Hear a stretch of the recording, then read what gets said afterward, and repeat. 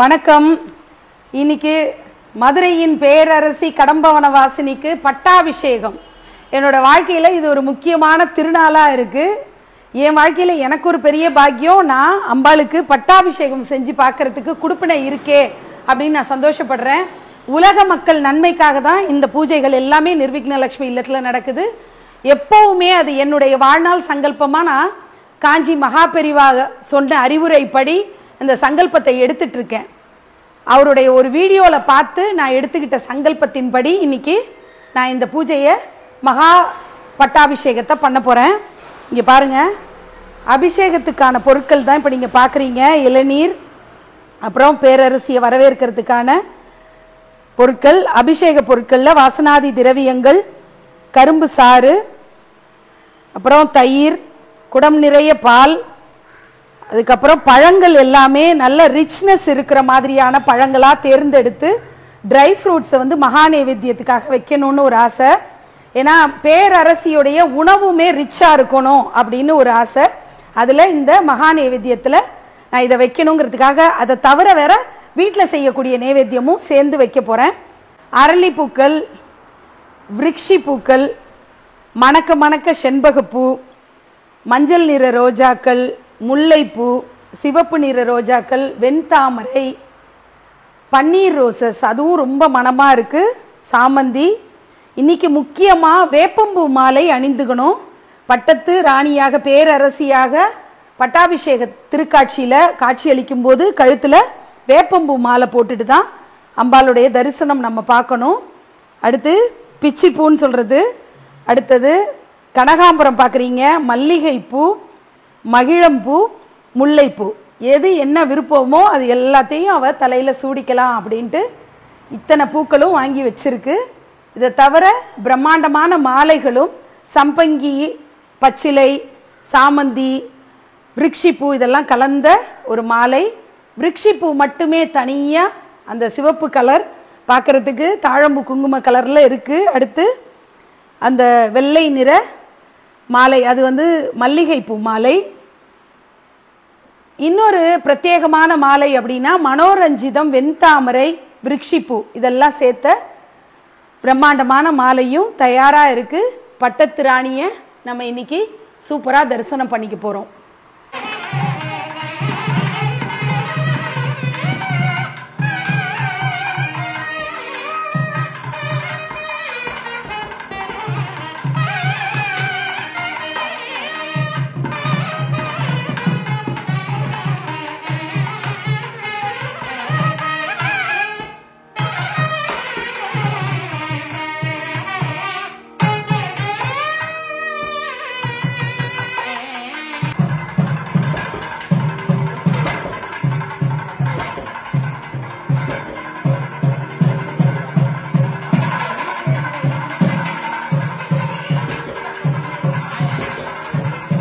நம்ம குடும்பத்தில் பெண்கள் ரொம்ப குறைவாக இருக்காங்க.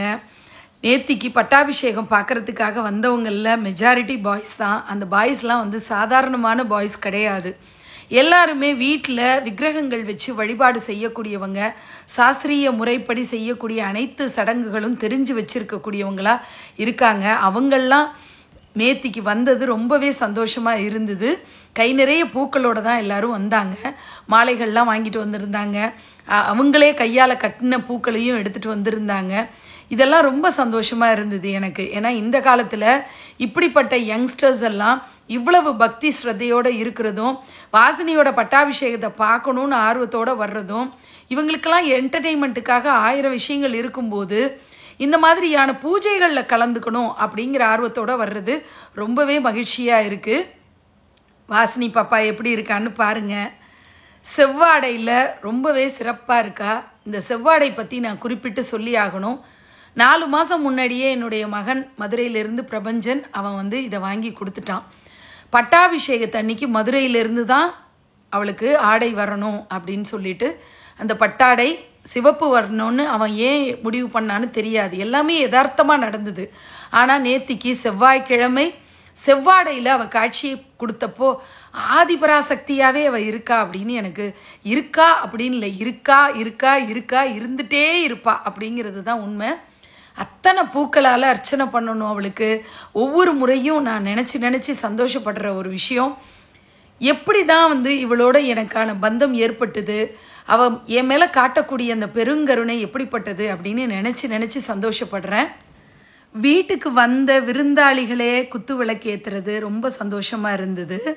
அதுலேயும் என்னுடைய மகள் இவ சப்ஸ்கிரைபராக அறிமுகமானா கூட திருநெல்வேலி பொண்ணு, என் பொண்ணு அப்படின்னு தான் நான் அவளை பார்க்குறேன். குடும்பத்தாரோடு வந்து இந்த நிகழ்ச்சியில் கலந்துக்கிறது எனக்கு பெரும் சந்தோஷத்தை கொடுத்தது.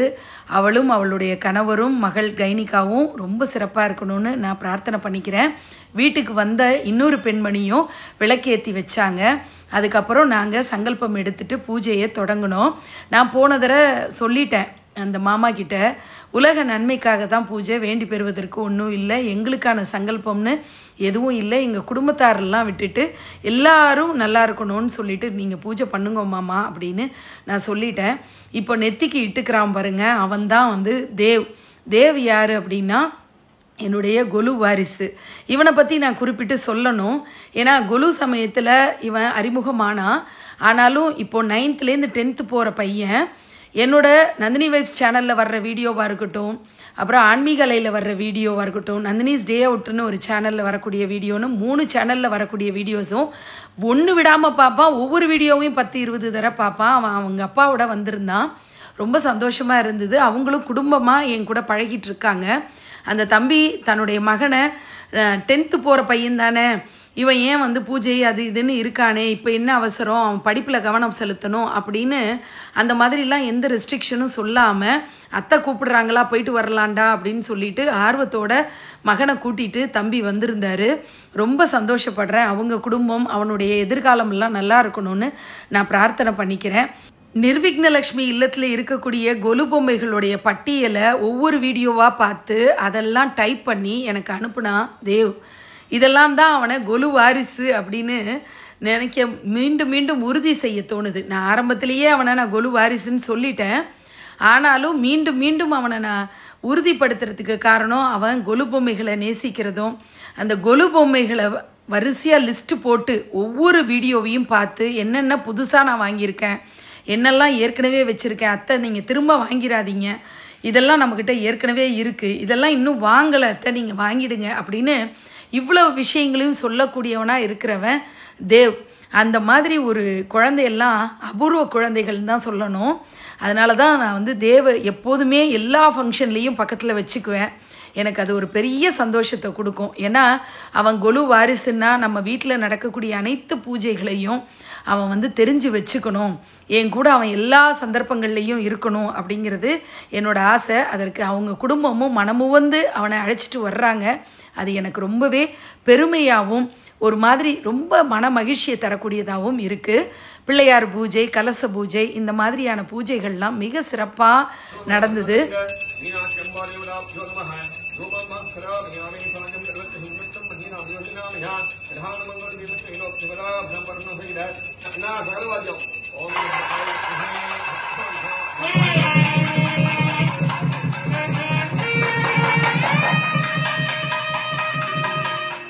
என்னுடைய தம்பி ராகுல் பரத்வாஜேஸ்வரர் கோயிலில் தான் எனக்கும் ராகுலுக்கும் அறிமுகமானது.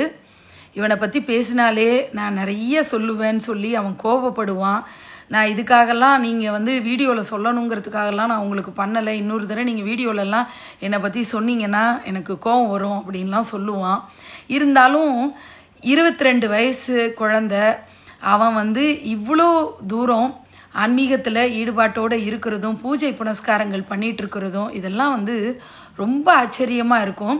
ராகுலுடைய கசின் பிரதர் தான் பிரசாத். 2 பேரும் ரொம்ப சின்ன வயசில் இத்தனை ஞானத்தோட இந்த பூஜைகளை சிறப்பாக நடத்துகிறாங்க. எல்லாத்தையும் விட இந்த அலங்காரம் இவ்வளோ அழகாக இருக்கேன்னு பார்க்குறவங்கெல்லாம் பூரிச்சு போகிறாங்க. எங்கேருந்து இப்படிலாம் நகைகள் வாங்குறீங்க, எங்கேருந்து இப்படிலாம் நீங்கள் தேர்ந்தெடுத்து எல்லாமே அவளுக்கு பண்ணுறீங்க, இதெல்லாம் எங்கேருந்து உங்களுக்கு கிடைக்கிது அப்படின்லாம் ஆச்சரியப்படுறாங்க. எல்லாத்துக்குமே காரணம் ராகுல் தான். அதையும் இங்கே நான் குறிப்பிட்டு சொல்கிறேன். இந்த மெசேஜை நான் சொல்கிறதுக்காக நான் நிச்சயமாக அவங்ககிட்ட திட்டு வாங்குவேன். இருந்தாலும் யார் வந்து உண்மையாக உழைக்கிறாங்களோ அவங்களுக்கான கிரெடிட் அவங்களுக்கு கொடுத்துடணும். அது கொடுக்கலன்னா எனக்கு தூக்கம் வராது. அதனால நான் அவனை பற்றி சொல்கிறேன். அவன் திட்டினா கூட பரவாயில்லன்றதுக்காக நான் சொல்லிகிட்ருக்கேன்.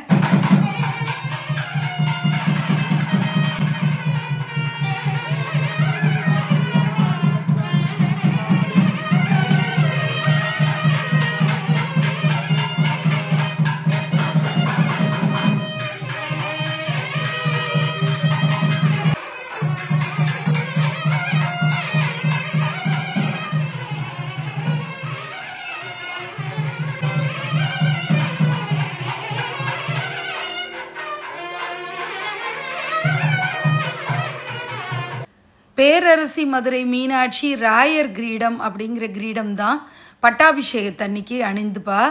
ஆனால் நம்ம இங்கே வேற ஒரு கிரீடம் நம்ம வச்சோம். என்ன காரணம்னா, ராயர் கிரீடம் நம்மள்கிட்ட இருக்குது. நிர்விக்னலக்ஷ்மி இல்லத்தில் இருக்கக்கூடிய ராயர் கிரீடம் ஃபைபரில் செஞ்சதை வச்சு அபிஷேகம் பண்ண வேண்டாம், அதை மீனாட்சிக்கு அணிவிக்க வேண்டாம், அதெல்லாம் அலங்கார பொருளை நம்ம வீட்டு குழந்தையாக பாவிக்கிறதுனால அதெல்லாம் வாங்கி வச்சுருக்கோமே தவிர ப்ராப்பரான காப்பரில் செஞ்சு கோல்டு பிளேட்டிங் கொடுத்த கிரீடத்தை நம்ம பயன்படுத்தணுங்கிறதுக்காக தான் நாங்கள் இந்த கிரீடத்தை நம்ம வாசினி பாப்பாவுக்காக அணிவிச்சு பார்த்தோம். இதையும் இங்கே நான் எல்லாருக்காகவும் சொல்லிக்கிறேன்.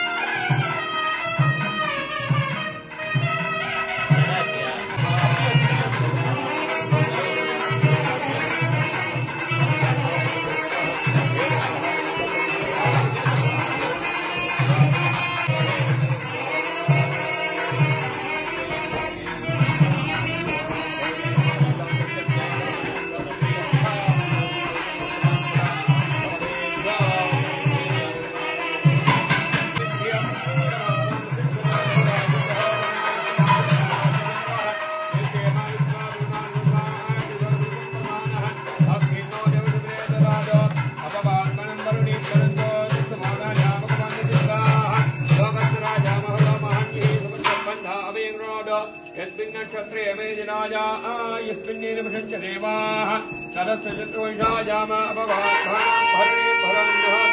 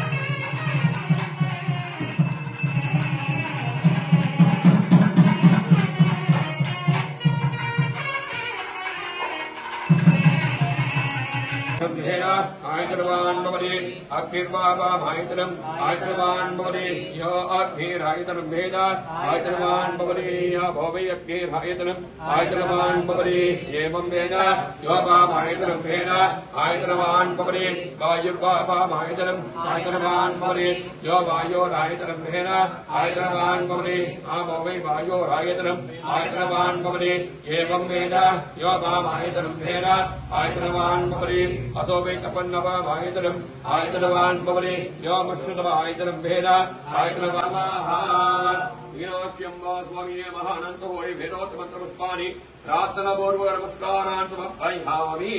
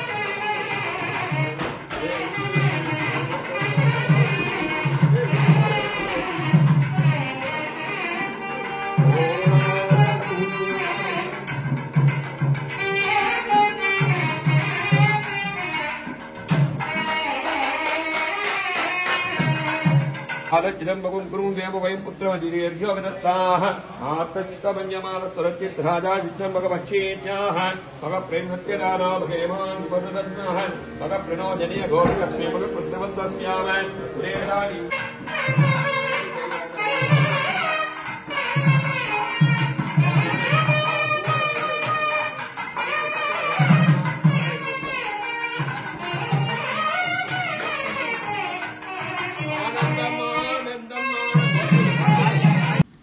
நாலு மாதம் முன்னாடியே மதுரையில் பிரபஞ்சன் பிரிய மகன் அவன் ஏன் பட்டு வஸ்திரம் சிவப்பு நிறத்தில் தேர்வு பண்ணான், எதுக்காக பரிவட்டம் நீல நிறத்தில் வாங்கினான் அப்படிங்கிறதெல்லாம் தெரியாது.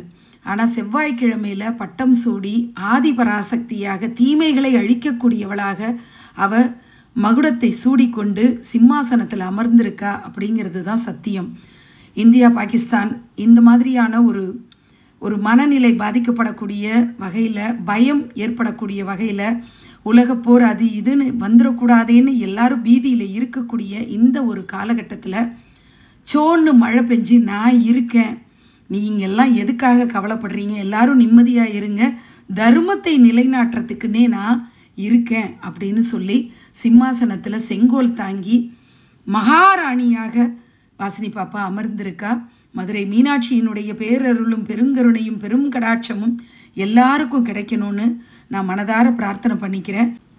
மதுரையிலையும் நீல நிற பரிவட்டம் தாங்கி மீனாட்சி அமர்ந்திருக்கிறதும், நொலம்பூர்லேயும் நீல நிற பரிவட்டத்தோடு வாசினி பாப்பா அமர்ந்திருக்கிறதும், 2 இடங்கள்லையும் மழை பெஞ்சதும் நமக்கெல்லாம் என்ன உணர்த்துது அப்படின்னா, எங்கும் நிறைஞ்சிருக்கேன், மதுரையில் இருக்கிறேன்னா நொலம்பூர்லேயும் இருக்கேன், உலகம் பூரா மூளை முடுக்குகள் எல்லா இடத்துலையும் நீக்கமர நிறைஞ்சிருக்கேன், பக்தர்களோட மனசில் சிம்மாசனம் போட்டு நான் அமர்ந்திருக்கேன் அப்படிங்கிற ஒரு சத்தியத்தை தான் உணர்த்துது. எப்போவும் எல்லாரும் மகிழ்ச்சியாக இருக்கணும்னு நான் மதுரை மீனாட்சி அன்னை கடம்பவன வாசினியை பிரார்த்தனையோடு மன்றாடி கேட்டுக்கிறேன். இன்று மாலை கடம்பவன வாசினி செய்யக்கூடிய திக் விஜயம் அந்த காணொளி நாளைக்கு மாலை இடம்பெறும். நாளைக்கு காலையில் 10:30 மணிக்கு கடம்பவன வாசினிக்கும் கடம்பவன சுந்தரருக்கும் நடைபெறக்கூடிய திருமண வைபவம் லைவ் டெலிகாஸ்ட் ஆகும் நந்தினி வைப்ஸ் சேனலில். நீங்கள் அதை பார்க்கலாம். நன்றி.